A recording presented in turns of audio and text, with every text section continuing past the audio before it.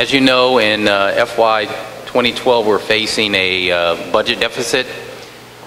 Prince George's County, while in FY 2011, we're in good shape in the sense that we're not going to have to make any mid-year corrections. We're not going to have to make any furloughs. What we are going to find, though, as we get further along, unfortunately, the economic picture looks very bleak. Our revenues are either going down or they are flat. But in the midst of all of those things, we have a AAA bond rating, which puts Prince George's County, quite honestly, in a better position than many of our surrounding neighbors, because we have a AAA bond rating and we do have some limited fund balance money that we can use for pay-as-you-go projects. That means we're going to be in this tough economic times with our surrounding jurisdictions, but we're going to have the ability to actually try and do something with limited funds that help stimulate economic growth. It's probably no surprise to any of you that the two things that this county needs more than anything else if we're to maintain and to grow is to grow our economic base. And the way that we have to do that is now to start growing our commercial base. We've got to expand the tax base. We can no longer rely on residential property taxes. We've got to grow our commercial base and bring more businesses here. Connected to that is the improvement of our education system. We're quite lucky and thrilled to hear the information that we're getting more people in Prince George's County. The census has just come out. We've actually raised the number of people in Prince George's County. That's the good thing. But we want to make sure that we keep those folks here, especially with the incomes. So what we have to do is look at those two areas and figure out how we use limited resources to help expand those two areas, economic growth and our education system. The last thing I will say before we open the mic up is I've made a commitment that our public safety and education are first and foremost in this county. Public safety means our police department, our fire department, our Department of Correction, and our state's attorney's office and our sheriff's office. All of those can make up our public safety apparatus. If people do not feel safe here in Prince George's County, then they won't stay. Businesses won't come. If they don't feel that their children can get an adequate, great education, then they won't stay and they won't come. And so the decisions we're making around the budget have to be with those in mind. We're going to make some very, very tough decisions, and we have limited resources. And so as you come forward tonight, I hope you will keep that in mind. We're looking for your input. Just briefly, I'm going to have Tom Himmler, who's our Director of Budget and Director of the Office of Budget and Management, just briefly go over some of the items and things that we're faced with, and then we're looking forward to hearing from you. Thank you. Tom? Thank you, Mr. Executive, and good evening, everybody. As the County Executive said, we're facing a number of issues, especially the folks who are up in this area and Bowie, where I'm from, in Upper Marlboro. About a month or so ago, we got our reassessments, and most of us have experienced a decrease in assessments. That obviously impacts us tremendously because we rely pretty heavily on property taxes. When Mr. Baker first came in, we did a quick snapshot of where we thought things looked like in 12, and we estimated roughly a $77 million deficit at the time, primarily due to those reassessments, stable income taxes and very little growth elsewhere. But we were faced with rising costs, like anybody is, and you know, my friend Mayor Moe was here. I'm sure he says the same thing that when they're looking at their budget. So we have until March 15th to balance the budget. We're still in our process, so your input is essential to us as we go through the remaining elements over the next couple of weeks. The one thing I can say, and I did this before a few years ago, was that these hearings are very important. We do listen. A number of folks who are recognized from before can attest to that. They've showed up at these in the past, and it may not happen in year one, but if you keep coming out and making your case, We do listen, and I know the county executive in a short time we've worked together. He understands the issues and puts the onus on my department a lot of times to try to figure out a way to do it. So that's kind of our mission today, is to listen to you all, and I'm sure he's going to, after we're done, have the same conversation and have me try to figure out a way to do some of the things we're hearing tonight. So with that, we look forward to hearing from you all, and we'll start with the first speaker. And one thing, just remember, there's a 3-minute time limit, so we appreciate you when the buzzer goes off, if you can wrap up, if you're in mid-sentence or mid-thought, as quick as possible so that we can be mindful of everybody else. Great. And Gazette in September and December of 2005. A bigger, better library is in the works. New library, badly needed, worth the wait. The library supporters remain hopeful about expansion. The bigger, better Laurel Library was to have opened in 2010. Marilee DeFrini, library director in 2005, is quoted in these articles as saying, "We are very aware and supportive of the need for more space in Laurel."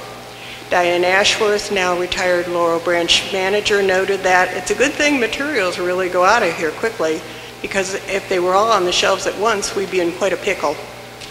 The Laurel Leader editorial affirmed that a community that uses its library a lot is a community that deserves a roomy and inviting library, and it's heartening to see that county officials who control the purse strings of such projects agree. Councilman Denoga reassured us that it is a high priority item, and he did work to see that he could have the money in the budget. The concern then was the location. That was in 2005. 2 years ago, a town meeting was held to address site issues. Last year, a task force appointed by Mr. Denoga discussed site placement and features for the new building, and in November, Mayor Moe announced his position that the best location for a public library is in a particular place. The precise boundaries of the site still have to be finalized. So newly elected Councilwoman Mary Lehman has met with the mayor, the Friends, and others to see about getting that process moving. So Mr. Baker, we're asking you and your office to support them as they work, and the library professionals who have been raring to go for quite a while. Meanwhile, Laurel Branch has continued to be the busiest library per square foot in the county, and our periodic patron counts continue to show 100+ patrons, very young to very old, coming through the doors each day, each hour, 100 an hour. We're one part of the Prince George's County Memorial Library system, so we support all of our libraries. We're upset that our building process is taking so long, but we're also upset to hear that hours and staff may be cut to supply other needs in the library. And we ask for action on the Laurel Branch building, and we ask for adequate funding for our entire county library system. And I skipped a paragraph about how this relates to education because I knew I had to beat that light. Okay. And you did. Good job. Thank you very, very much. Thank you. And I just want you to know, I mean, we are looking at this. Councilmember Lehman brought this up in our meeting. So certainly I've asked Tom to look at this as a budget item. And thank you for coming out. And thank you back there. Yeah. Thank you.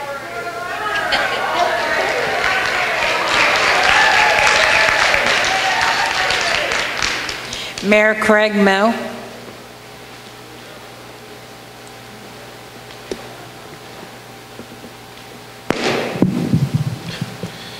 Thank you very much. My name is Craig Moe, Mayor of the City of Laurel, and I want to take this opportunity to welcome you, Mr. Executive, and your staff here tonight in the City of Laurel. Glad to be here. I didn't bring my own cheerleading squad with me, so it's good to see you here in Laurel. And I want to take this opportunity to thank you for bringing a higher ethics standard to your office and to county government, throughout county government. I think that's important. You're an excellent model for our youth, and we again want to thank you for that. And as you said, attracting new business, that's very important to have that standard. So thank you very much. Mr. Executive, municipalities like county government are facing record-breaking budget impacts through highway user reductions, police aid, and higher costs to keep government services in place for our residents. Now more than ever, it's important for county and municipalities to work together to achieve the biggest dividends from reductions in state funding and the increase it costs in providing basic daily services. It's important to promote volunteerism, from CERT training and how to ready communities for emergencies to those that volunteer in our schools and in our libraries. Our volunteers need to know that we support them and will provide the resources, and that we say thank you for their volunteer service. They all save county government budgets a great deal of money. Many federal programs, Homeland Security, Transit, provide funding to states who in turn provide it to the counties to share with municipalities as appropriate. I'm asking that you ensure that these federal funds reach municipalities and the City of Laurel to assist us in our time of need. I ask that you take a look at the tipping fees for possible adjustments to reduce the burden to Laurel and other municipalities that provide refuge and recycling collection. Presently, tipping fees is $59 per ton. The City of Laurel budgets over $600,000 in the current year for refuge disposal and $50,000 for recycling fees. This does not include the cost of the wear and tear and maintenance, as well as the fuel costs on our vehicles. I know you have much to take care of and the demands are great, but funding to our schools for teachers and teacher salaries and student resources and updating our schools is a must. Our kids need schools that promote and motivate strong learning experience. As you know, today's students are tomorrow's future leaders. We must prepare them for that role. Monies that can be pooled with Laurel, as well as other municipalities, will go further to get things done. We must work together to determine how we can share the resources we all have. I ask that you continue to work with our District 1 County Councilmember Mary Lehman to assure that funding for the new Stanley Memorial Library that you just heard about becomes available, as well as the local bus service and our hospital. The support of our emergency services must continue and have proper funding and support from your administration. The demands on these services are only increasing daily, and with the anticipated greater demands as BRAC employees merge into our communities. Thank you again for your dedication, and we again thank you for being here in Laurel. My pleasure, Mr. Mayor. And we let the mayor go over a little bit because we know he's speaking for the whole city, so he's got a lot on his plate just like I do. Just so you know, we are looking at the tipping fees, and we'll talk to DER about that. Thank you.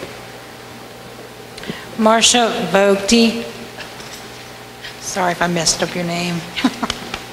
Is Marsha Voigt. I'm with the Friends of the Greenbelt Library.